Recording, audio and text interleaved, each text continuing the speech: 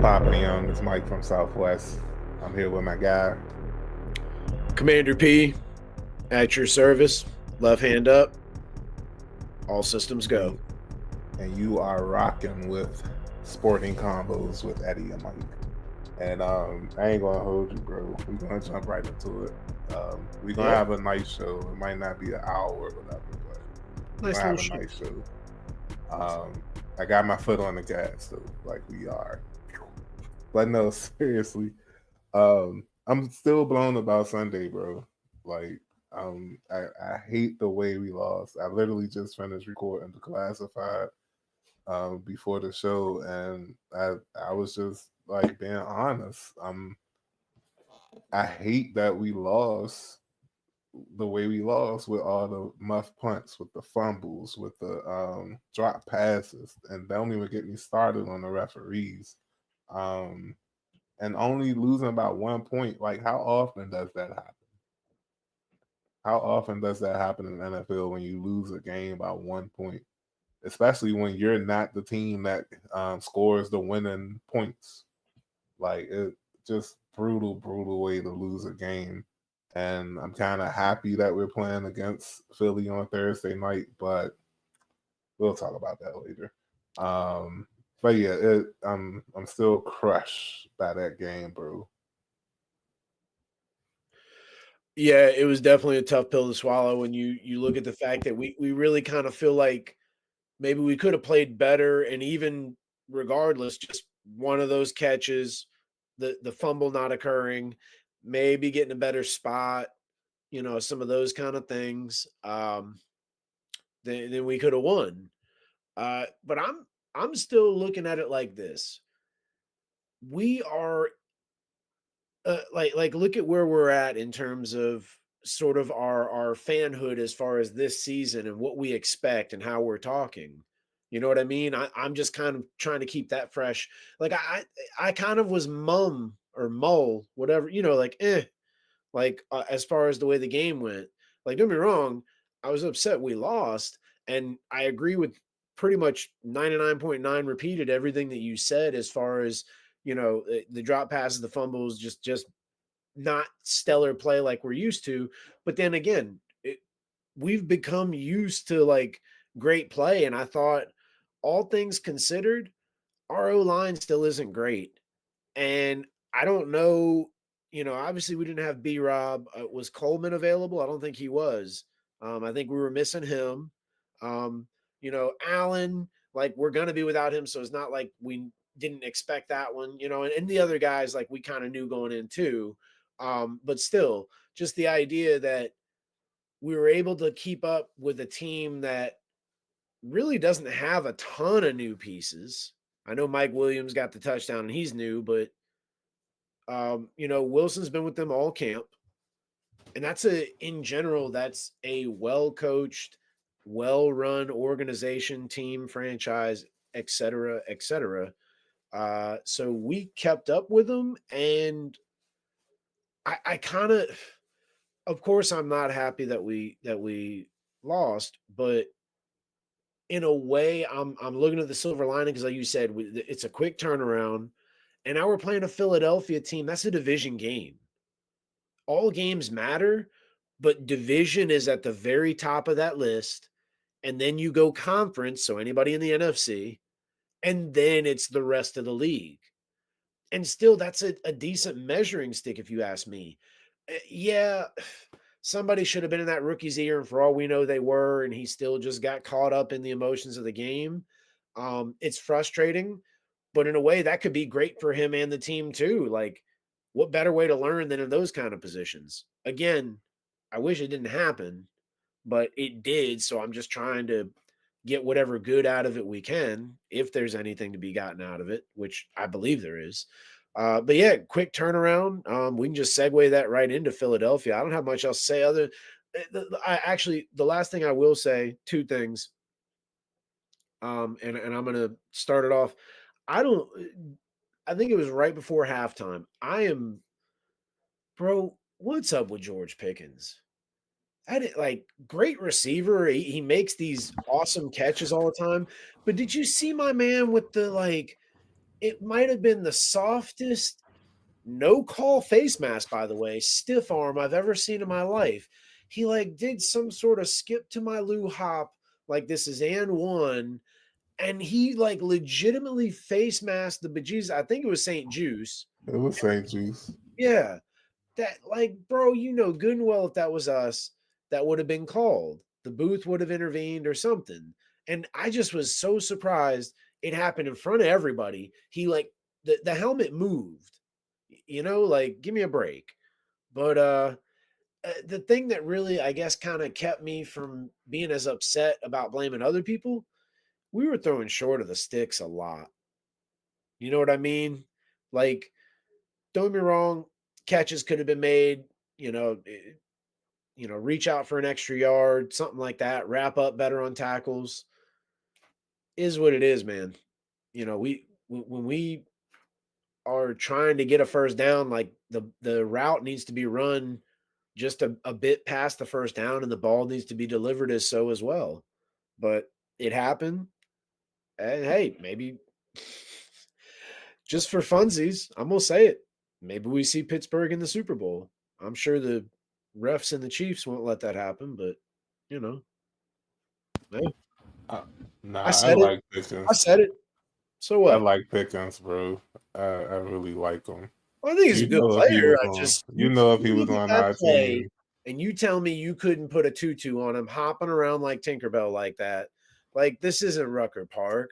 you know if he was on You're our not Ray team, for you would have been Austin. gassing him up. You're not Ray You would for have gassed. Austin. Yeah, oh, You would he's have been lazy. gassing. He's You lazy. would have been gassing him up, bro, You if he was on I our team. please when you post this, put like the little, you know how you can do like a little video clip. Put the video clip of that man prancing around. Y'all saw it. Y'all know what I saw. He hopped around, and then instead of doing a move, he just like it, it was almost like some sort of YouTube prank, like a joke. Like you're waiting for like one of those, one of those guys. I don't know their names, but all the like known influencer, whatever types, like, oh, bro, and whatever catchphrase they're saying, all that to happen. And it didn't. And you know what else didn't happen? A flag didn't happen. And I'm pretty sure that was the Fryermuth touchdown right before halftime. Pretty sure that's what that was, if I'm not mistaken. But yeah, I don't want to talk much about that game, especially because of the stuff I'm about to say about the Eagles game. Well, let's Um, do it then. I haven't, I haven't looked. I'm pretty sure they're favorite. Yep. I wonder if we're getting disrespected this week with the favor with the number, but nevertheless, like it's going to be a movie. I think it's going to be a good game. Um, Philly Eagles are favorite three and by a half. 3. Yeah, 3.5. According to ESPN match predictor as of right now, 58.4% favored. That's a good number. I feel like that's a good number. Um, I was yeah, kind of looking man. for point 0.3. 0.3. When He's it better. comes to Philly, though, bro, ah, they are so freaking explosive on offense, Wow. man. I thought you were going to say And zesty. zesty. What? What, your bro? But nah, they so explosive on offense, man. And I always feared AJ Brown. Like, I'm not gonna hold you. Like, when they traded for him, I didn't think it was gonna be as bad as it has been. Like, the man is a matchup nightmare. And just Lattimore probably not playing this week again.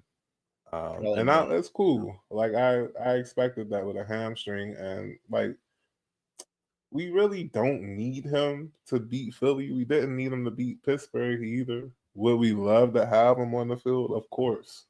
Yeah, But definitely. he's not here for weeks 11, 12, 13, 14, whatever.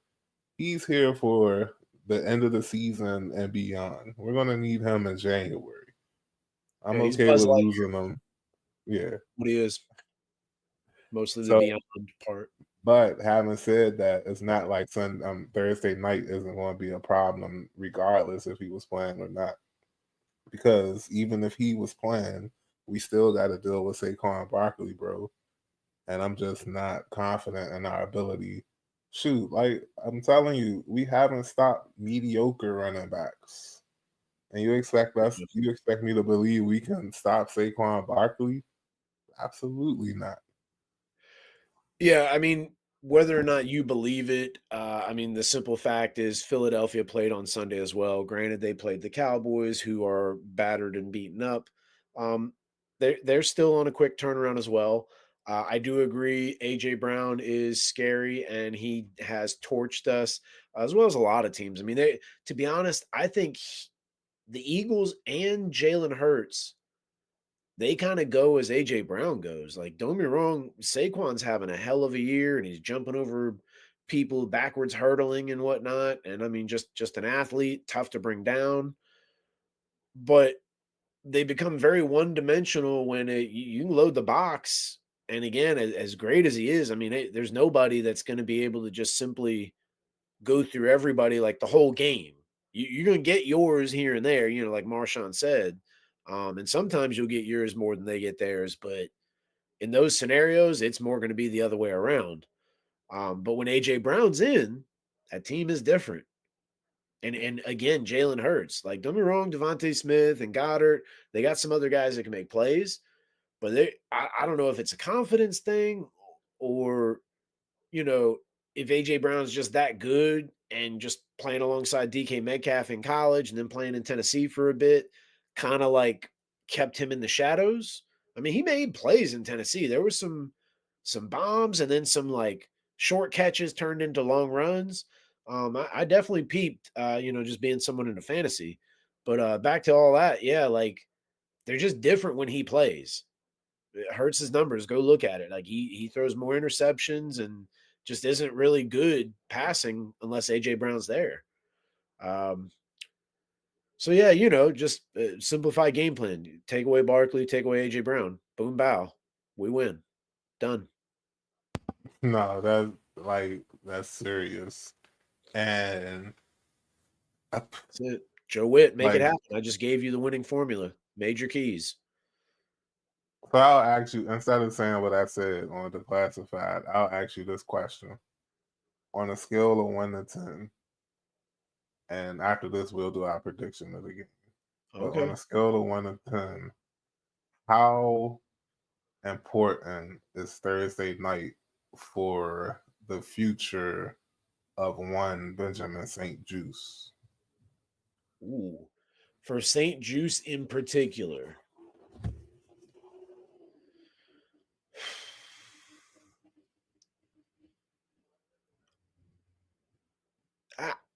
How am I rating this? Like very important, not important? Is it like is that what you want, or are we going like a number scale? I do Yeah, I apologize. said from 1 to 10. Oh, One one to you did 10. say one time. I'm so sorry, bro. So sorry. Limited brain cells. I'm gonna go with a 6 of importance because I believe it's important, but my thing is like he's been solid enough at times to like kind of still, like you want to bring these guys along. Like I'm not saying that they should be like, pussified or anything like that. Pardon my language, but um you want to like the idea is to bring people on, develop, and I know actually like not trying to like veer off, but there's actually like a topic kind of has been going around. I thought about us talking about it, but I wasn't sure. But the whole like development of quarterbacks or lack thereof in the NFL, because everything's about win now, and I guess really that ties into college as well. But anyway, for a guy like St. Juice, like you want to like encourage a lot of the good things he's doing and then like, hey, look, like these are things we got to clean up. You want to bring them along. You catch more bees with honey than vinegar. Don't be wrong. Doesn't mean don't hold them accountable or nothing like that, or be tough on them. I'm not saying you got to like be a treat them like a kindergartner, like, hey buddy, hey pal. I'm not saying any of that. But I just so who's going to be opposite? Are we is Noah Igbenani coming back for sure? I know we got Sandra still, but is he's going to slide in to be the number 2 once Latimer's healthy? Because I would assume St. Oh, Jude would be the number 2. you talking about for next season? I'm talking about going forward this season and next season. Oh, I mean, so I'll say this. On a scale of 1 to 10, I'm going to say that Thursday night is like a 9. Oh wow, And 9. that's only it's two reasons why. A, he has given up a lot of stuff on third downs or in the fourth quarter on third downs or late in the game. Like that's when he usually gets sauteed, flambéed, cooked when he gives up like a defensive pass interference or a touchdown. Like it happens late in the game. It happens in important moments. Knowing that and knowing that he's a free agent coming up, and this game is on streaming services. Let's not say national TV. It's on Fire Stick. It's on streaming service, Prime Video. No matter So a what, lot you of know, a lot of people, people gonna be watching it. right? A lot of people will be watching. Um, this game is highly important for him, bro, for his NFL future. And by the week, I believe that future isn't in Washington. And you know how much I like that man and how much I dig his playing skills and things like that. But as a cornerback in the NFL, if you can't play the ball in the air, what are you doing here? Yeah. Like, I don't care how well you played in the other 90% of the game. If you're getting cooked that badly in the 10% that you're playing bad in, and it's to the point where it's repeatedly causing the team a game. I I just don't understand how any GM or any coach or whatever can say that I'm comfortable signing this man to a multi-year deal to play cornerback for my defense when I see the tape. I mean, I don't. There's not much I can say to retort that. You make an excellent point. I just am looking at like the current state that we're in right now. Now, the way I look at it too, though, I mean, pardon me, just throwing this out there. I mean, so he plays Thursday night. How does that work then? Like, if he plays great, rather, are we? Does that Oh, slide if he over? But does that slide over to next week, and now you're back to like it's got to I be another mean, week, or it depends on how he plays through for the rest of the season. Like if he could stack success, like some of the coaches be saying, like if he can make this 1 week like a turning point or a redemption point, and then by then Lattimore should be healthy now, or you would expect him to be or hope him to be healthy. So you can start putting him in his rightful place as a cornerback too. Because I feel like that might be the main issue here is that we keep expecting this man to be a CB1 when he is not a CB1. He is a cornerback too. He is not Champ well, Bailey. that's what He's I was Chris saying. Once Dishon. Lattimore starts playing, you slide him over. Right. But even as a CB2, you still have you're even more liable to get exposed as a cornerback too. Like look what happened on Sunday. He didn't give up that game winning touchdown to Pickens. He gave it up to Mike Williams, the team that receiver that just got there. And it's the way that he gave it up, bro. Like, how you gonna give somebody a 10-yard cushion and still get beat by 6 yards? Like, Yeah, what are we so, like? What are we doing here, bro? And he admitted that he didn't play the fade. And that's another reason I rock with him because he understands. I mean, he takes accountability like nobody. Like he doesn't duck the smoke. And it is kind of lame when I see fans talking about some execute them or deport them or things like that. I'm like, y'all tripping, man. Like, is he giving up a lot? Of course. But like, let's keep this stuff on the field and not make it personal.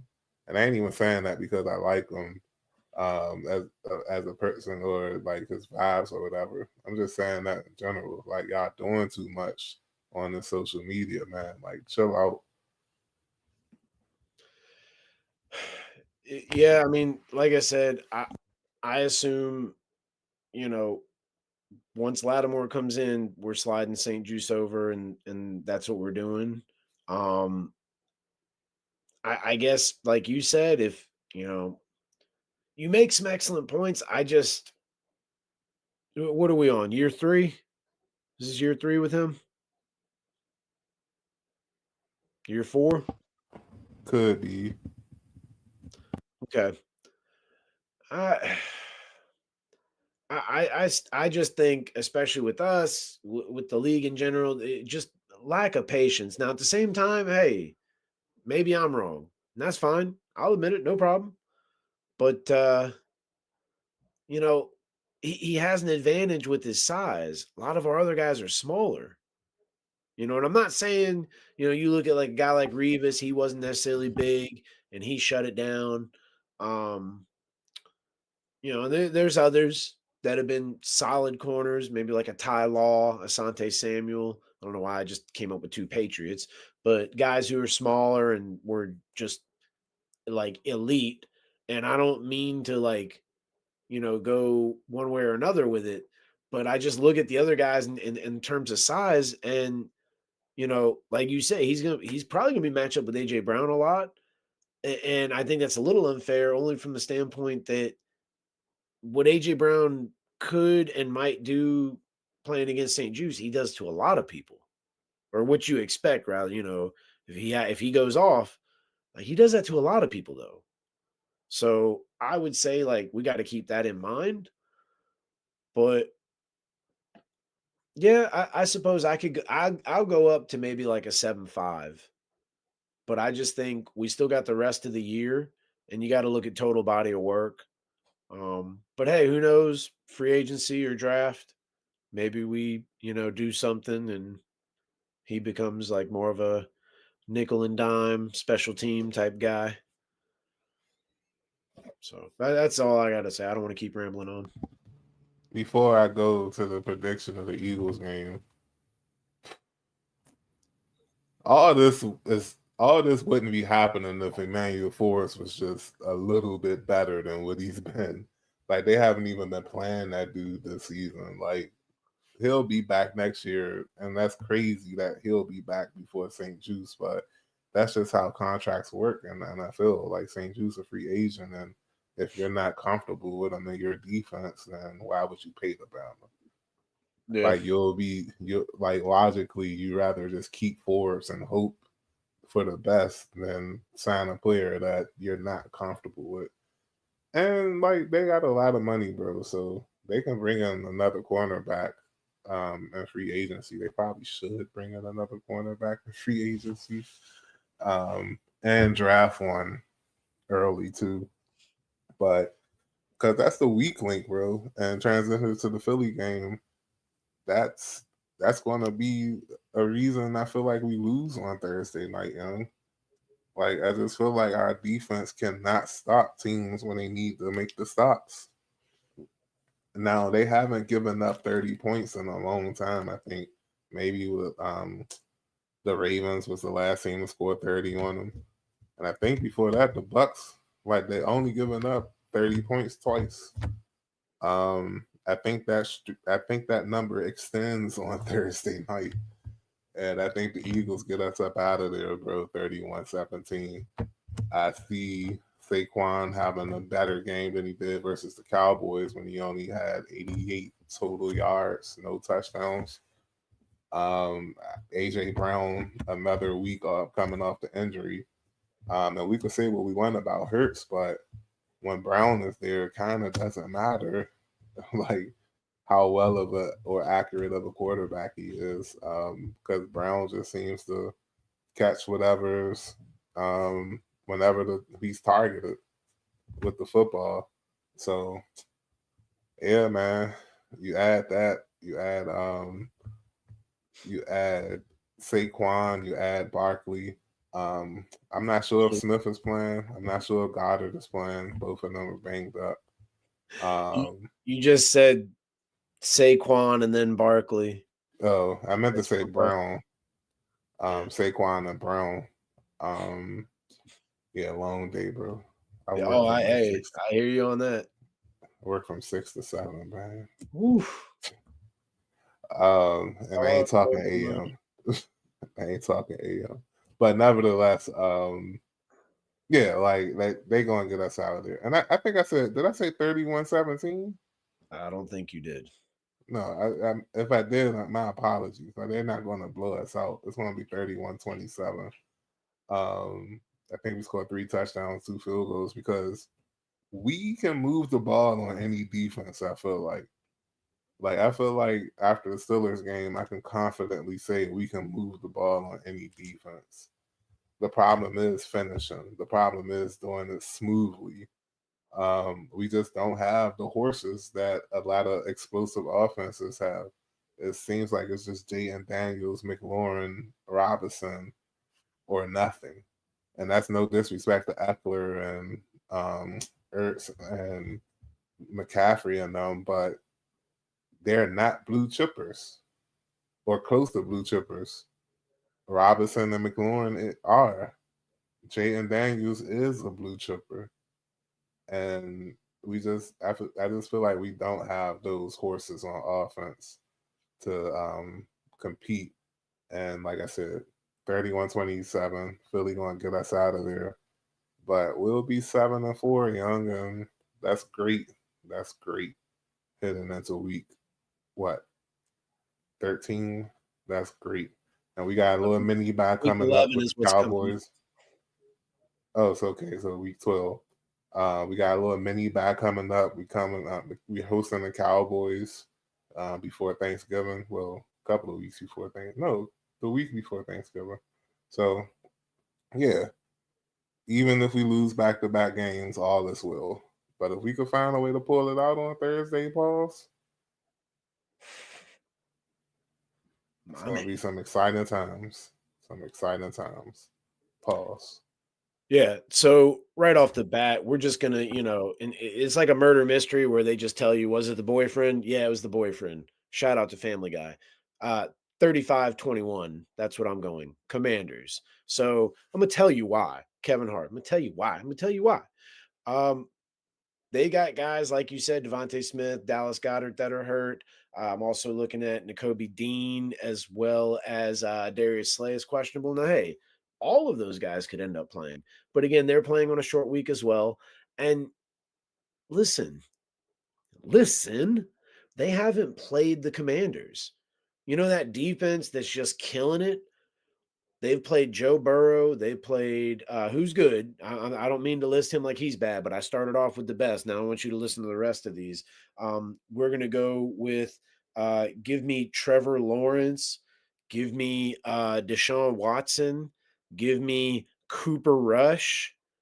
I mean, do those sound like you know people on the Avengers or even like Guardians of the Galaxy or anything like that? Like, no, no, not at all.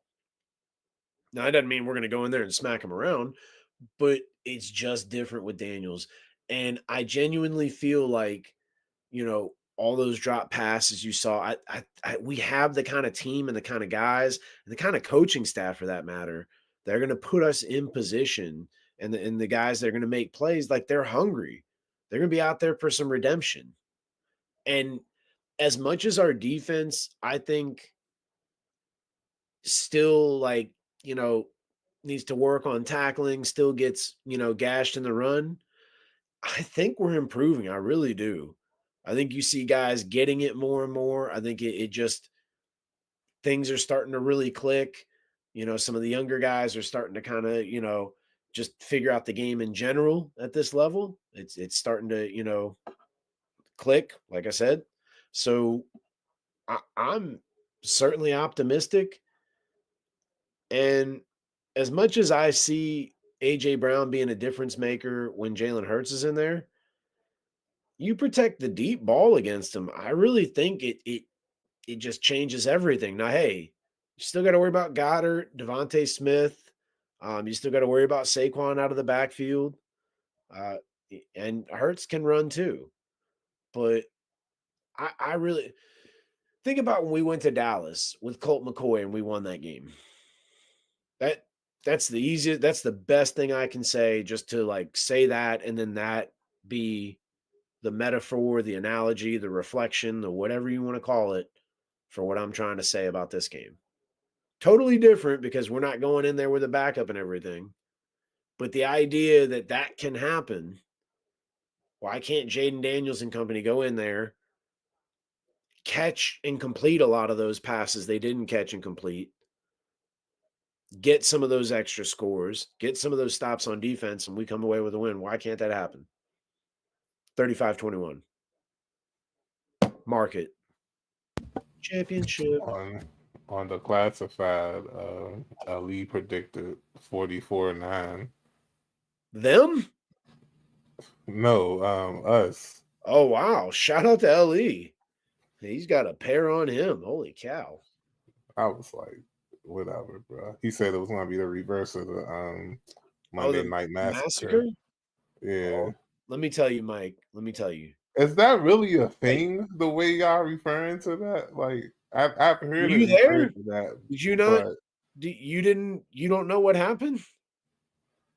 honestly, I can't Mike, differentiate it between all right. any other Philly Monday night game and the between 2000 and Michael Vick had 2010. 7 touchdowns, Mike. The first play of the game was a play action, I like remember 70 that. some yard bomb to Deshaun Jackson. There's a He play where Michael smoked Vick Landry. probably ran 45 yards, mostly laterally, with Albert Hainsworth on the ground laying there watching all this. And eventually Michael Vick was able to That was stop the same and throw a game. touchdown. Yes. Mm-mm-mm. Guys were jumping off the bench trying to get in on both sides of the ball. Everybody was making plays that game. Hey, coach, put me But in. They hand the ball off to some guy from, I can't remember the guy's name, but he was a bust in Cleveland as a running back, and he was like the second or third string. They put him in. He had like 3 carries that ended up being 100 yards because each one was like a 30, 40-yard run. The last one being like a 50-yard touchdown. Michael Vick had trying to think what you're 7 talking about. touchdowns. Yes, that was ridiculous. And the guy I was playing in fantasy had Michael Vick that week. So it Wow. was, double whammy, man. That one hurt.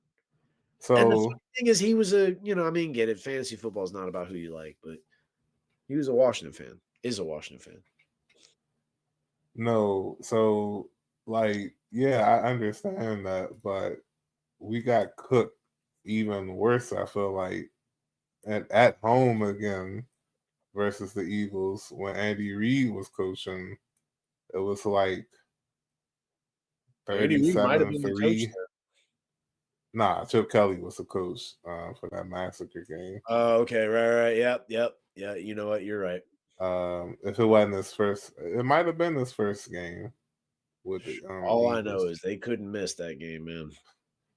That was the beginning of the 2013 season. That was the all in for week 1 season. But anyway, we'll talk more about the Eagles after that game is played. Hopefully, I'm wrong and Edward is right, but I don't know, bro. I don't know.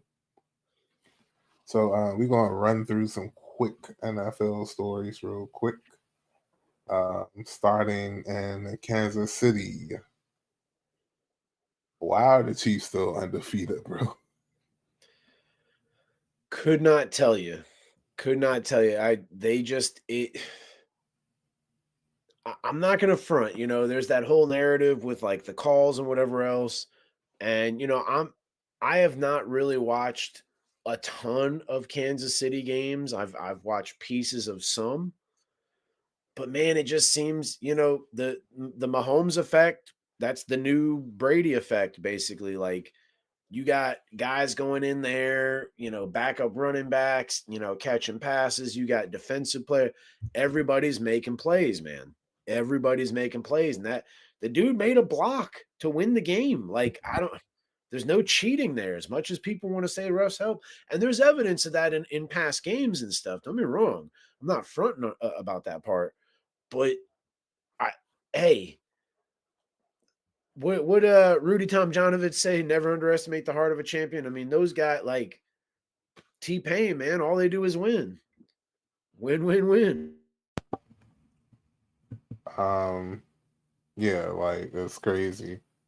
I saw a post asking, will they finish the season undefeated? No, man, they not. Like it's the NFL. That just doesn't happen anymore. It's only happened once in the 100+ years of the NFL. So, like, no, it's not. It's just not happening. They're going to lose a game. I think the three viable candidates for a potential loss for the Chiefs are the Bills, who they play this week, the Chargers, um, the Texans, and Steelers.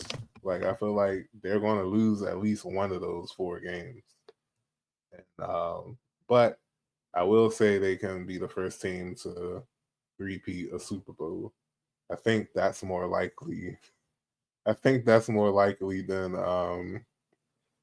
them going undefeated. Speaking of undefeated, though, the Giants fans, they might feel defeated if they have to watch Daniel Jones play another snap for them. It is so funny, bro. Like from that perspective, Daniel Jones is like a beast because most of the games I've seen him play have been versus Washington, where this man be looking like Prime Vic. Yeah, definitely. I mean, if you go back, there's a game against Tampa, which he put up some gaudy fantasy numbers. This is his rookie year. I think the game went to overtime, but he had these big runs and everything else. And look, if you can just kind of clear your mind of the fact that he tripped in open field, the turf monster, the grass monster, whatever got him. I forgot about that. But look at that play in general. Made the right read and then just took off. Just focus on the potential for a second, because I think most of you out there understand, like, hey, look, as embarrassing as that was, like that can be fixed, in my opinion, right? But at the same time, I don't know if you watched that. Where they play in Canada or London, or where'd they play? Um, Germany. Germany. That's right. God, man, there were I turned the game on because I forgot it was happening, and, I've got kids and a family, so, like, I'm making breakfast, I'm doing laundry, just killing it like usual, you know what I mean? Anyway, I'm like, "Oh, there's a game," I turn it on literally just in time to see that flea flicker that they tried before halftime, and your man had, like, 2 different guys open on that play. And it reminded me of Jason Campbell, like, he did the pump and no. He looked like he wanted to throw the ball, and it's almost like he waited to get hit so he didn't have to throw it, which makes 0 sense to me. Um, but, I would argue too that sometimes it certain things don't fit, I mean, when Daniel Jones was drafted, who was the coach? Was it that guy with the cop mustache from, Green Bay? Was he the coach? Can't remember his name. Was it? Nah, I think Joe Judge was the Joe coach. Judge. Well, yeah, and so sometimes things like that can be a factor because then you got someone new. Although I'd argue, guys like Dayball, they like to run a lot, and I think the Giants look decent when they just run the ball, and then maybe like keep it short with Daniel Jones's passes. Some rollout, some kind of run action type stuff where he throws it again, short and quick passes. But I don't know.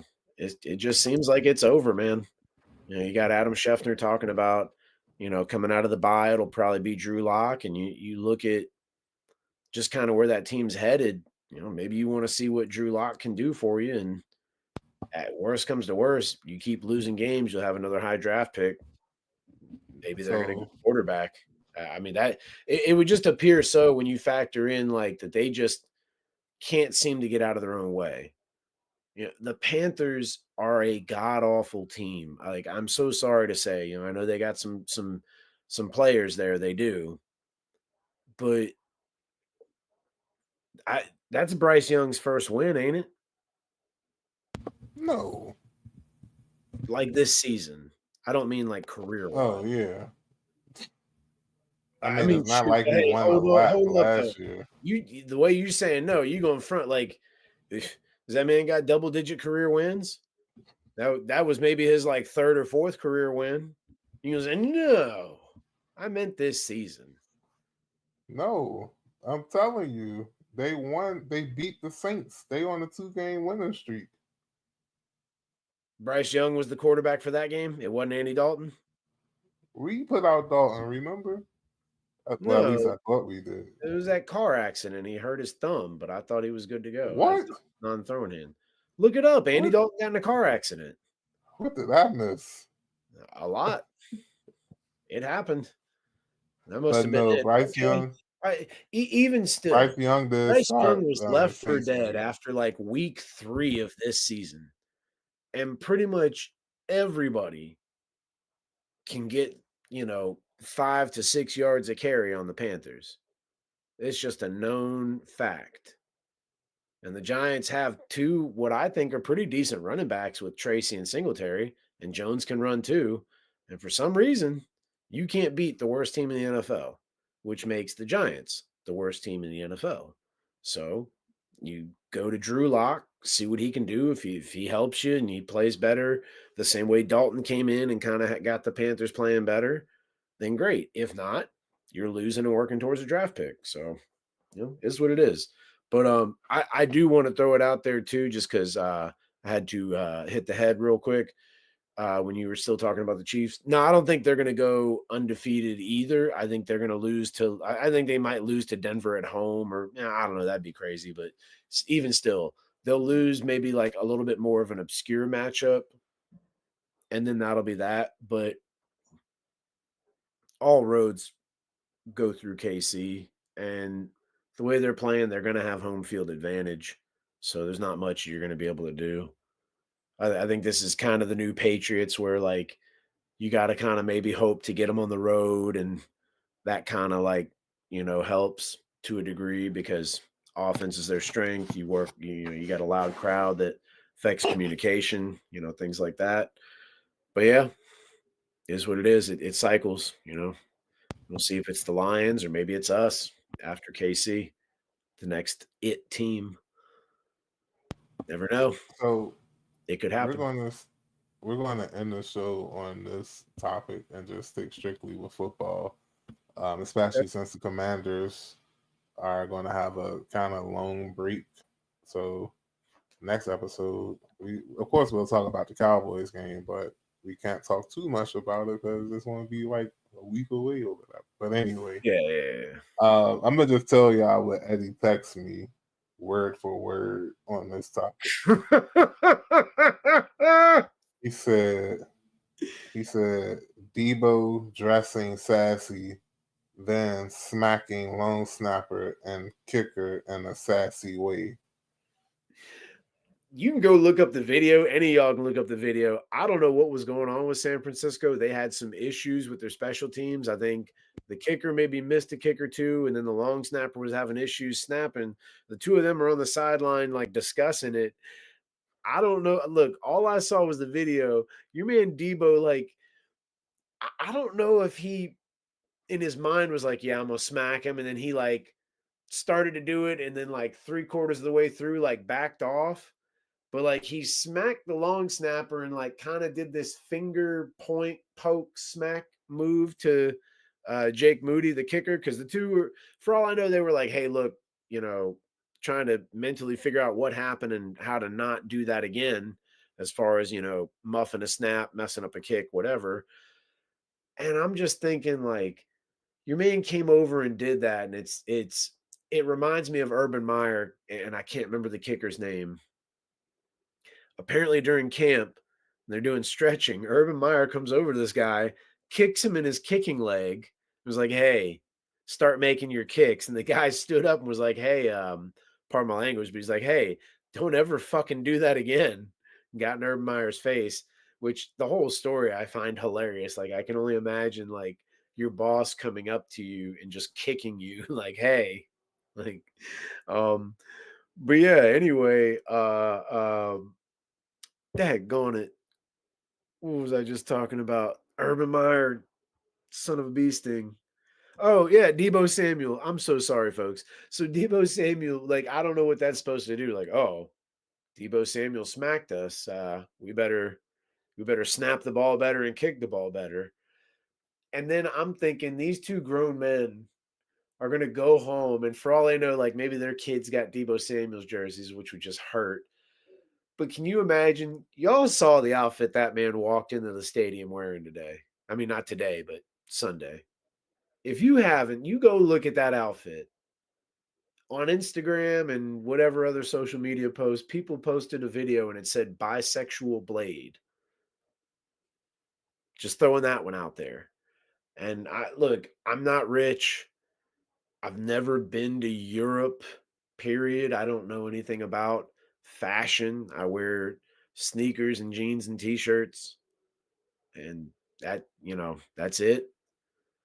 But yeah, you're a grown man. You got to go home. And at some point, that picture might get out there, or that video might get out. And it's like, yeah, that's the guy that smacked me. Like, I just, let's be real and put all that together. Coming in there with all kinds of leather and patent leather and Nah, it was wild. And then the fact that he was like showing his thighs off, like, bro, you doing isn't the San most right Francisco now. windy? It And wasn't cold out there? they were in Tampa Bay though. They were in Oh, Tampa okay, Bay. fair enough. I'll give him Is that. that the city by the Um, bay? Is that what the I'm kidding, I'm kidding. but nah, so I guess a little not an anecdote, but just one quick topic. Since we were talking about kickers, it reminded me of the Lions kicker Bates, who hit the game-winning field goal to Shout out, I beat saw the that. Good for to beat him. the Titans. I mean, to beat the Titans, to beat the Texans on Sunday Night Football. Like the kick, literally was this close from being missed from hitting the pole, Oh, like yeah. this close. I'm not exaggerating, like literally this close. But before one of his kicks, Mike Tirico was like, "Yeah, about a year ago around this time, I think his name is this. I forgot his first name. I don't know if it was Justin Bates or whatever, but he was like, "Yeah, Bates was selling bricks in Yep. Houston." I was like, Bates because had when the I hear ball. somebody listen, the way I grew up, when I hear somebody say they were selling bricks in Houston, I ain't talking about building supplies. But nah, that was just funny, and I don't know who has heard it Jake or who haven't heard it Jake yet. Bates. Jake, okay. Jake Bates is his name. Um, so yeah, shout out to him. Shout out to the Bricks in Houston. You're Um, you're aware that in training camp, the Texans cut him. oh really? He's from Houston. He's from Tomball, which is a small city, Subsection whatever. of It's Houston. a small part of Houston. So he's from Okay. there. And they cut him. And then since he's got on, he's 14 for 14. So it's a little bit Oh like wow. the way Cybert started, where he Right. just couldn't miss. And you'll like this even more, Mike. And I don't mean to say it like, like I don't like Jesus or something, but they interviewed your boy. Oh, and he hit He him with the all glory to God, my a little Savior bit. Jesus What Christ. he said, it not verbatim here, in a manner, he basically said that he is thankful and that he just looks at this as his opportunity to like spread the word of God, and that Oh yeah. doing things through Christ. Very, very, very humble. Just kind of one of those things where like I have my own feelings about religion. I'm not going to go off on a tangent about it or make it seem like I have a problem with this guy said. I totally don't. Um, but just one of those things like you can't hate on him. You heard what he said and agree to disagree if you want, but in no way could I see people like, unless they're trying to crack a joke and be funny or whatever, or atheist, maybe. I don't know. Anyway, yeah, in no way could you hate on the man. Game winning kick. Cool as a cucumber, too. He like you would think he'd be all worked up, and it just at least if it was, didn't appear like it. He just was calm, was like, hey, look, man, I love God and kicking field goals. Like, that's about it. That's hilarious. Yep. All right. But yeah, man, thanks for chilling with us, y'all. We'll be back next week.